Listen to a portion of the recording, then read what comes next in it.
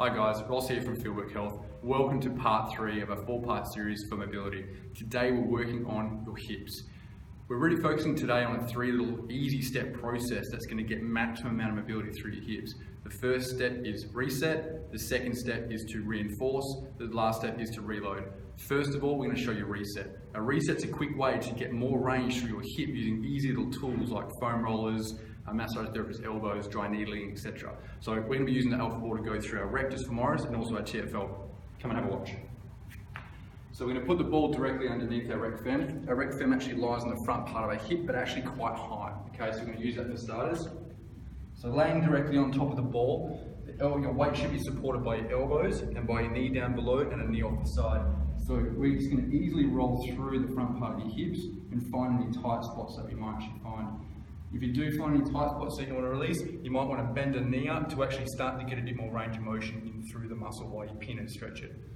While we're here, we're going to easily roll through and transition into what we call our TFL, which is on the outside part of your hip. So you're dropping your elbow or shoulder down, rolling onto your side to bring that ball in between your pelvis and your thigh bone. It sits in there quite nice and snug.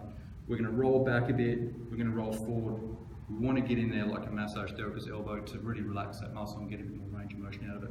So this is a quick reset for the muscle group. Perfect. Now we've reset the muscle group, we're going to go through and try and reinforce a change within that time. So now we've got to go to a mobility stretch to get maximum effort. We love doing the banded hip distraction stretch. So with your power band, attach it to a squat upright. We're going to be using my left leg now, so just putting it on through. You actually go up quite high. Now guys, be careful, you want to be making sure you tuck your goodies away from the band because it does get quite compressive pretty quick. And this is the knee that you're actually kneeling down onto, okay? So tension the band up a bit, drop down onto your knee, really making sure that you've got a nice little angle through the front here as well. You want to make sure you've got a 90-degree bend through your hip and knee. Now there's a little few tricks to this. We want to make sure that you're not hyperextending through the range. So easy fix for that, backing off from the range, tucking your hips under and really driving through using that glute at the back to make sure that you're feeling that nice big stretch and range of motion through the front of your hip. This should not be felt in your back, okay? So one more time, backing off, tucking under, pressing forward through. How many reps? 2 sets of 5, 2 sets of 8. It should be pretty quick. You want to make sure you're quickly getting in there and changing your range of motion. All right.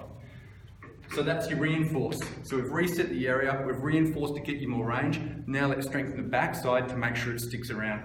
For that we use a hip thruster. A hip thruster is a great way for your glutes to start to activate and get really strong to make sure you've got the right amount of tug of war from tightness from the front and strength at the back. We use this with either a flat bench as we have over here. You can do this at home on the front of your couch or in your CrossFit gym on a plyo box. It's really easy to do. Come across and let's show you how. Sitting on top of the platform, we want to make sure that you put your back down to the edge, roughly to where the bottom of your shoulder blade actually is. Your feet are shoulder width apart, your knees are over the top of your toes, and your shin sort of wants to be a bit vertical too. You don't want to keep your feet out too far because it's going to work different muscle groups. From here, we're going to keep our chest relatively down, tuck our hips under, squeeze up nice and high. As you can see, I've got a nice straight line through here. I'm not overextending or arcing, my head's not remaining behind. We're keeping nice and compressed. So I typically use a cue of looking up at about a 45-degree angle while moving through. So let's go through and do a few reps. So tucking, breaking through the hips, dropping down, squeezing your bum nice and hard, lifting up high. Breathe. Breathing in, breaking through your hips, squeezing your bum nice and hard, lifting up high. Remember, this whole unit here has to be moving as one. You can't leave it behind, otherwise you're going to do some compression damage to your back. Good. So we've reset the area, we've reinforced the change, and we've gone and actually reloaded the system. That 3-step approach is what we use on a daily basis to get clients with sticky hips back to where they need to be. Okay, so do these nice and easily. Again, you should not feel pain. That's the end of what we have for today. Hopefully after you've done this, you can actually feel that your hips are doing really, really well. Meet us for CrossFit part number 4, and part 4 we're doing quads.